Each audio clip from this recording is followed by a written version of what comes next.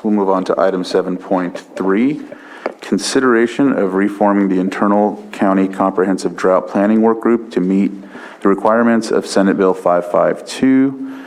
And this is, I'll give this to CAO Hutchinson. Thank you, Mr. Chair. I wondered if we could ask Ms. Delagianis if she would like to come up and join this discussion. Rena, could you come up? So I prepared this agenda item as a follow-up to a discussion your board had recently when Deputy Director Delagianis gave her latest drought update to your board.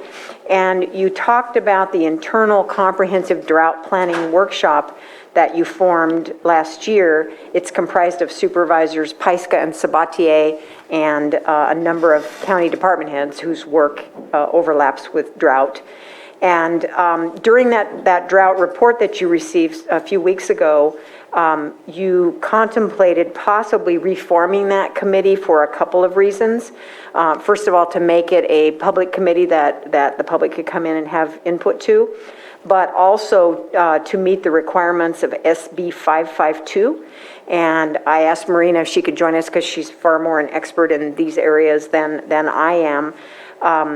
The original work group that you formed was put together to do fact-finding, priority setting, and take action in the areas of proactive steps to adapt to climate change and ongoing drought conditions, addressing and managing water shortages, short and long-term sustainability plans, drafting updates to applicable policies, etc. And so really the discussion before you today is, do you want to broaden the focus of this work group to meet the requirements of Senate Bill 552 and also to make it a public-facing meeting? And attached to your agenda packet is the actual SB 552. And if you flip to, let's see, the second page of that document, it's the very first full paragraph on the second page. It talks about the requirement for a county to establish a standing county drought and water shortage task force to facilitate drought and water shortage preparedness. And it is for state small water systems and domestic wells within the county's jurisdiction.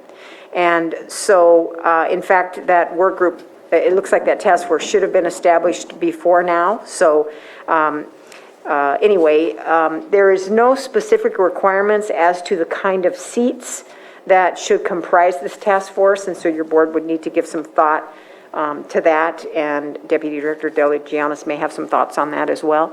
So that's basically the item, and at this point I defer to Supervisors Paiska and Sabatier.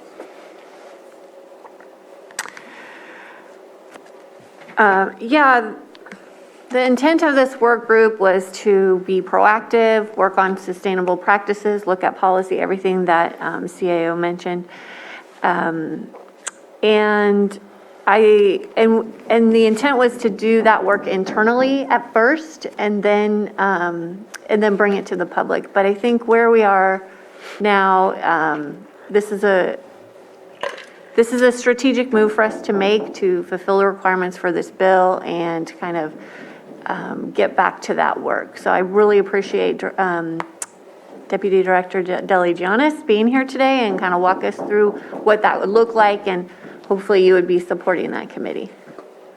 Yes, so hi everyone. Thank you for having me here today. So going off of what Carol said and then Supervisor Paiska, so I did present a few weeks back, it seems like a while ago, but it wasn't that long ago, an update on current drought conditions with the county, and I did highlight Senate Bill SB 552, and this was approved by the governor on September 23rd, 2021. So as of now, we are in compliance with that Senate bill, but that is just the start, right? So we do technically have the drought task force. We have a few different drought task force groups that we have. So the committee that was elected and formed by the Board of Supervisors is in compliance of the Senate bill, but there's still a long road ahead of us to make sure that we remain in compliance. So one thing that I did inform Supervisor Paiska on is we have been in close collaboration and communication with the state for over a year now. So they knew that this was coming down, and they have been in coordination with us. So over a year ago, the state Department of Water Resources and the State Water Resource Control Board, they had Civic Spark Fellows come and create a drought task force, which is a working group. And folks in those groups, we met on a monthly basis, and we talked a little bit about SB 552 near the end of it as they were still in formation, but that was the whole focus as to why they developed this drought task force, to get the input from different water suppliers, tribes, agriculture, the county, cities, etc. So we talked about how drought is impacting each of these different water uses and users at the variety of levels. So again, we are still in close collaboration with the state, and I would just like to highlight some aspects of SB 552. So as Carol mentioned, we do not have the specifics in and outs of how we need to remain compliant. The state is in the process of deciding that. So again, that's why it's so important that we remain communicative with them. But basically, we are in compliance right now, but we still need to figure out how to get there. So with that, we at the Drought Task Force, so whether we decide to reorganize and reseat this committee that the county has formed, we can do that. I do have some ideas of who needs to be there and different approaches that we can take to make sure that we maintain compliance. But with that, they look at different requirements for small water providers and then also the county. So the bill would require a county to develop a plan that includes potential drought and water shortage risk and proposed interim and long-term solutions as provided. Because the bill would impose additional duties on counties, the bill would impose a state-mandated local program. So not only is the state giving us requirements of things that we have to fulfill to remain compliant, they are in the process of providing outreach materials, support tools, whether it be grant funding or different resources that we here can use to make sure that we remain compliant. So it is the intent of the state to remain engaged with us, make sure that we remain compliant with the SB 552, but also that we are able to develop a drought plan, mitigation plan, et cetera, and water shortage contingency plan that is catered to our community, and also thinking broadly of the different aspects of our community, right? So we know that aquifers act different,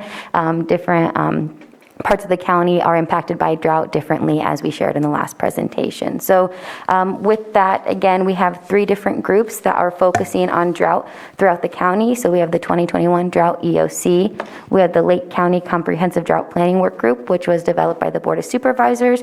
And then the group that was developed by the AmeriCorps Civic Spark Fellows and the California Department of Water Resources is the Lake County Drought Task Force Work Group. So one thing that I would like to bring to the board, and again, we can't vote on it, but just an idea that I have, since this Lake County Drought Task Force Work Group, which was developed by the AmeriCorps Civic Spark Fellows, and that's where we actually have the California Department of Water Resources, our representative who is tasked with filling out all the requirements of SB 552 is our point person. They do participate in these calls. We've had a lot of great conversations among this work group.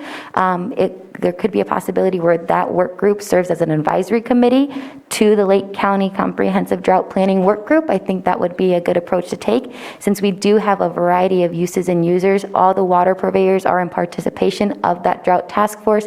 We have representatives from the tribal communities. We also have representatives from the cities, states, ags, nonprofits, et cetera. So we have the right people at that table who I think could advise the board, especially the Lake County Comprehensive Drought Planning Work Group, different information that we've been compiling and research that we've been doing and whatnot for the past year or so to make sure we maintain compliant. That's a great idea. And it appears from the outside that we've got these 3 separate silos. So bringing in that task force as an advisory committee makes a ton of sense and has that synergy that we really need right now. Great, thanks for that. Supervisor Spate? I have a question for Supervisor Pyska and Supervisor Simon. I just want to make sure that we're not overlapping or duplicating work. What is the RRA's actions regarding drought? Because it's a risk, and so just kind of curious if the RRA has kind of started conversations about drought or had conversations about drought, and would it be an umbrella for this type of committee where all risks that we're aiming to mitigate and be prepared for would that the task force that we're talking about would go back to the RRA to provide the advisory or provide the information that they've recovered. Just kind of curious if that's another way to look at it. I just want to make sure we're not, again, splitting off, where we end up having conversations that we were thinking, maybe I can't have that conversation with you. Yeah, I think there's the potential for that happening, getting everything kind of vertically integrated here. We've brought on our water purveyors, and we brought on cities, but, I think, Anita, did you have something? oh, sorry. Yeah.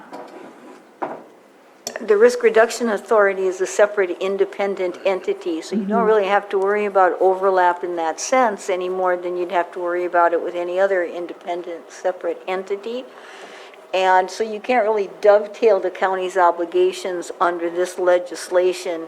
You can coordinate efforts with the RRA all you want to, but your choices here are a standing committee or the alternate process that the legislation discusses. And that's an obligation on the county's part, not the RRA's part. So I just wanted to make sure that the terminology was clear. I don't think that's what Supervisor Sabatier is saying, but just in case the public misunderstands. Thank you. Sorry for interrupting. If you want Thank you for that clarification, Anita, as we move forward with this. So, you know, collaboration is what the RRA is for, but we'll switch the terminology too. When we started the RRA, we talked about an umbrella organization, but through the CMAP process, it's been saying, you know, we're going to flip it over. We're a supporting process of everything that's going on.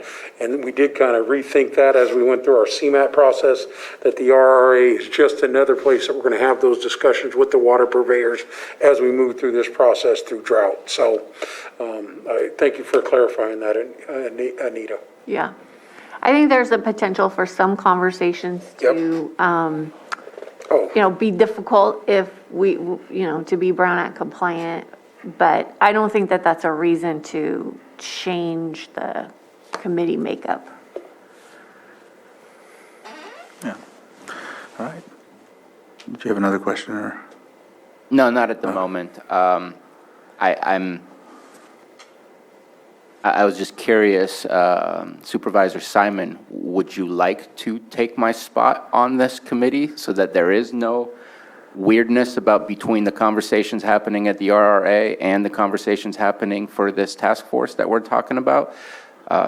Just a question to see if it makes it easier. I don't mind being on the committee. I think that it's definitely an interesting and important topic to tackle. But again, because of both of your activities on the RRA, I just wanted to ask at least. I appreciate the request, but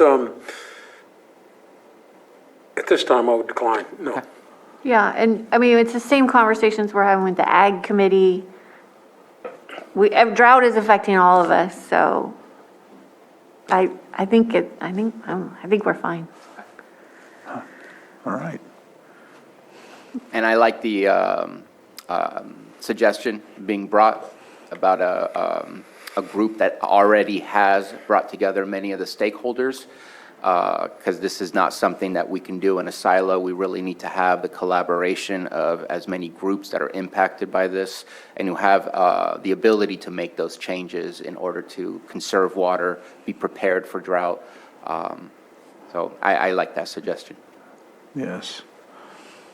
Is there anyone from the public that has any comments or would like to comment on this? I'm not seeing anyone. I have somebody online, Betsy Kahn, if you can unmute, and we'll give you 3 minutes. Thank you, Mr. Chair and the board and everybody there. I have two concerns about this. First of all, the representative of the public water systems at the Risk Reduction Authority does not represent the other forms of water purveyors, some of whom will have to contend with the lake conditions should the lake develop extreme cyanobacteria loading. And if you recall, last year, the tribes determined that there was an exceedance of the microcystin element in the water, and the Office of Emergency Services cooperated by producing a Nixle alert to let everybody know. But the constituent on the Risk Reduction Authority only represents public water systems, and there are a lot of other ones involved in this. In the incident that happened in 2004 with the city of Toledo, Ohio, 400,000 people were forced to get water from as far away as 120 miles. So in 2014, when we had a real Office of Emergency Services Drought Task Force, the water purveyors of all forums got together to discuss having a backup mutual aid agreement to supply water, fresh water from groundwater basins in the event that the lake could not be used. I don't see any evidence of that happening. Secondly, the fact that the Risk Reduction Authority has this input from the public water systems does not address the extreme need for assistance to improve and upgrade and replace fire hydrants and fire suppression flows, and that is one of the biggest hazards that we have. So I would ask you to consider including those major concerns in your formation of however you decide to go about this. Thank you. Thank you. And I don't see anyone else online with their hand up, but I will ask again. Actually, I see somebody in the chambers with their hand up. If you would like to come up, you have your 3 minutes. Please come up and state your name for the record.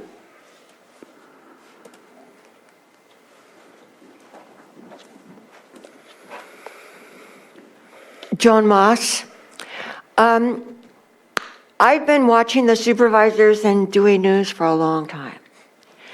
And I've observed that the EPA and the USGS has conflicting terms. The EPA calls it cyanobacteria, and the USGS calls it methylmercury. And I intend to write my congressional representatives and clarify what is what. Because I think there's a change of terms that is diverting the public from the seriousness of the nutrient load. Thank you. Thank you. And with that, I will close public comment and bring it back to the board. Supervisor Pyska? So the part we didn't get a chance to discuss was the makeup of this new committee and the seats that should be filled, and I was hoping you had some suggestions about that. Yeah, so again, as we stated with the advisory committee, so there's a lot of people that are affected by drought, right? And this is going to look differently for everyone. So it's important to have a representative to ensure that all voices are heard and can advocate for the different user groups that are impacted. So whether it be small water purveyors, I really appreciated the comment from Betsy Kahn about, fire suppression, et cetera. So making sure that that voice is on the table as well. But in terms of the makeup that we have for the committee that was developed by the board, I think there's a solid representative group there. I can't recall if environmental health and community development are on that committee, but I think it's crucial for them as well in terms of just drought planning, because the focus of the bill is to ensure that we do, be proactive, but also reactive as well. So we'll also have to develop a plan that if drought is impacting us, so 3 years now, how are we gonna tackle that? But in terms of the work group that was developed by the Civic Spark Fellows, there was a great diversity of stakeholders in that call, and I think if we continue to keep that in an open format, so we can have also interested parties call into those, hear from those folks as well, and make sure that they have a platform as well. And in that committee, we can have a representative from that committee bring to the advisory group that is developed by the board, here's what we have to say. And we've done that previously. And we saw that the past year that we've done that, that was a really good segue into doing that. And I was the lucky volunteer who was able to bring the input, the guidance, one of the letters that we brought to the board way back when about the drought, here are some of our concerns. We were able to bring that to the Board of Supervisors pre the formation of this committee.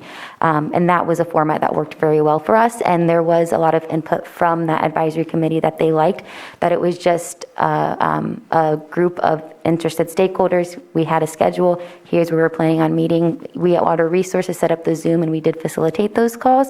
So anyone could hop in and call on at any point of time. So I'm not quite sure how that will be impacted by Brown Act compliance. So I'll be leaning on legal and whatnot for that expertise. But since that was a group that was not appointed by a board, it was just a group of interested stakeholders, we could bring those, any sort of suggestions or concerns to the actual appointed group that is formed now, which again, I think that we have plenty of seats on that. But of course, it's not up to me, and I'm always open to hearing any other suggestions or ideas. So those task force meetings were public? Yes. Okay, and they've Yeah. been public. But with that, I do acknowledge we need to make sure that, because since the schedule, so once those fellows left, it kind of fell down into the crevices. Sure. And it was hard to, it's like, who's going to take this over? Who's going to be the lead for this? So again, we didn't have that designated lead. But I'm hungry and I put it on my plate. So we were able to continue on with those meetings, and that's something I'm willing to continue accommodating and being of assistance with, to make sure that if that is the route that we do take, to make sure that folks are aware of the meeting schedule. We have those available to the public, Zoom links, et cetera. And we do meet via Zoom, so that, is one, just to make it easier for everyone calling in and whatnot around the lake, so. Yeah. Well, that's great. It has been difficult for us to keep this committee going because we didn't have a lead, and because of the other departments are heavily impacted with other work right now. So really appreciate you picking this up. And there's been a request brought to us at the Ag Committee where they want to participate, and I know there's a lot of other members from the public and different organizations that are looking for this place where we can have these discussions. So I'm really grateful for you to picking this up and looking forward to those meetings. Are we thinking monthly meetings now? Yeah, so that's, we were meeting monthly, but we moved it to quarterly. So I'll have to check to see when our next planned discussion is, and then I'll work with DWR, because during that discussion, we'll make a post on Facebook and we'll get that word out there to make sure that folks are, if they have any questions, if they want to be on that listserv. Again, there's a lot of restructuring we have to do, because a lot of that was under the Civic Spark Fellows. So I'll work with the state to make sure that I have all that information that was developed by the Civic Spark. And once we get those routine meetings set, whether it be, I'm envisioning bi-monthly or what have you not, we'll make sure that folks are aware of that meeting schedule, so I can come back to the board to share with them how they can gain access to those public meetings. But in the meantime, of course, if anyone has any questions on drought, they can always give us a call at Water Resources. Great, thank you so much. CEO Hutchinson? Yes, Mr. Chair, I wanted to propose what might be a reasonable next step to actually form this new body. And, because right now we're talking about the potential seats conceptually, but probably the next best step would be if Director Deligianis could follow up with an agenda item next week or the week after, as soon as you can get to it, recommending the actual slots. And then once your board approves that, then we would be in a position to start advertising to fill those. You would probably want an assortment of standing appointments, including, the original folks, and I think our esteemed council has advice too. Always, Your board has an alternative here to establish a standing county drought and water shortage task force, or to establish an alternative process. So your board's going to have to consider which of those two. So if staff could make that recommendation, and I would say a standing task force is going to be Brown Act compliant. So your Zoom meetings can't be just for convenience. They would have to fall under statutory parameters.